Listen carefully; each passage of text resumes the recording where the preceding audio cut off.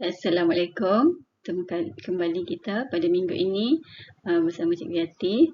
Okey, untuk hari ini kita akan masuk ke bahagian jom hasilkan artikel jahitan. Okey. Objektif pembelajaran kita hari ini adalah murid dapat mengenal pasti lakaran reka bentuk alas tali pinggang keledar. Kita tengok apa yang kita akan belajar pada hari ini. Yang pertama dari segi proses kerja. Okey, kamu boleh rujuk dalam buku teks di muka surat 10. Okey, di muka surat 10 diterangkan proses-proses kerja sebelum kita hasilkan sesuatu produk. Okey, yang pertama kita kena menjana idea yang kreatif. Bagaimana kita nak jana idea yang kreatif? Kita akan lihat satu persatu. Yang kedua, selepas ada idea, kita kena lakar beberapa reka bentuk artikel jahitan. Okey, beberapa. Tidak boleh satu, tidak mencukupi. Seterusnya, menilai lakaran dan membuat penambahbaikan. Okay, itu langkah yang ketiga, proses yang ketiga. Okay, seterusnya, keempat, mengira dan membuat anggaran kos.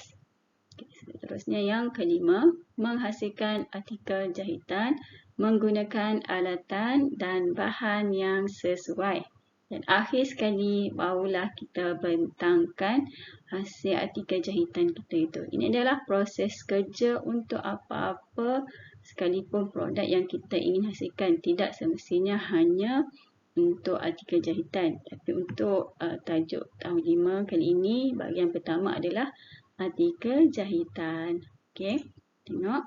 Apa yang paling penting untuk melakukan kerja ini adalah kita kena ada pengetahuan tentang jenis mata jahitan dalam menghasilkan reka bentuk artikel jahitan.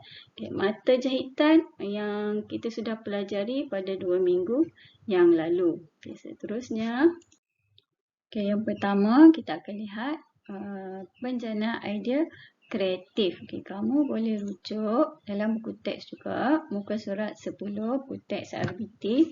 Okay, apa itu?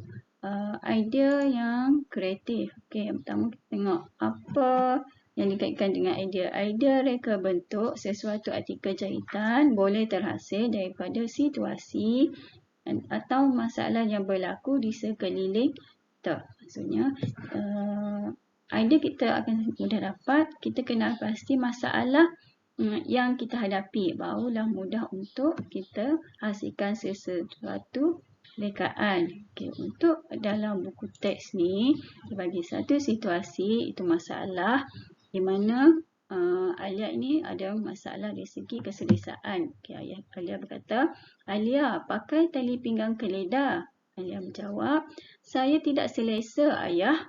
Abang Alia berkata, adik, tali pinggang keledar penting untuk keselamatan.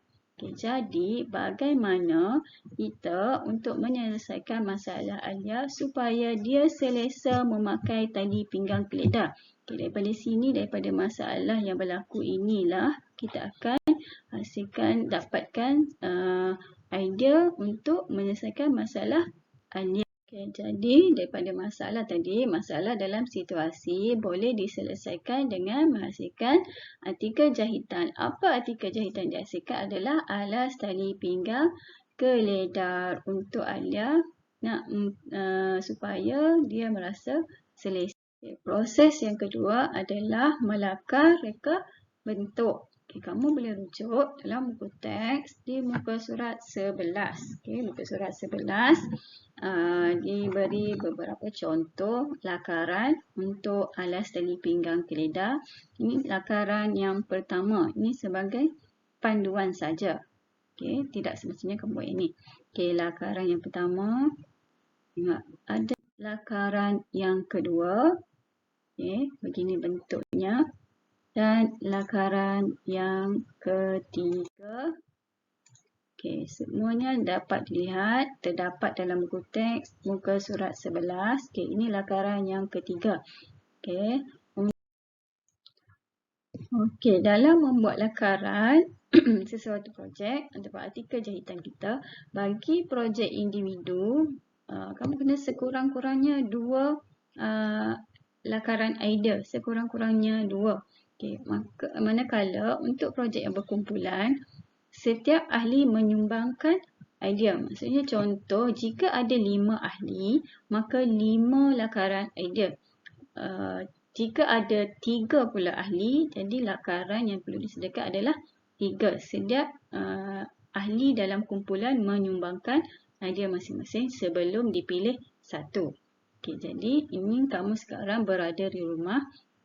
Kamu terdiri daripada projek individu, iaitu sekurang-kurangnya 2 lakaran idea. Okay, untuk latihan pada hari ini adalah yang pertama, kamu kena hasilkan sekurang-kurangnya 2 lakaran reka bentuk alas tali pinggang keledai yang kamu ingini untuk selesaikan masalah Alia tadi. Okay, lakaran kamu buat dalam buku tulis yang panjang untuk subjek RBT ni. Okay, kemudian bila sudah siap, hasil kamu dihantar ke Telegram melalui link yang akan cikgu berikan nanti.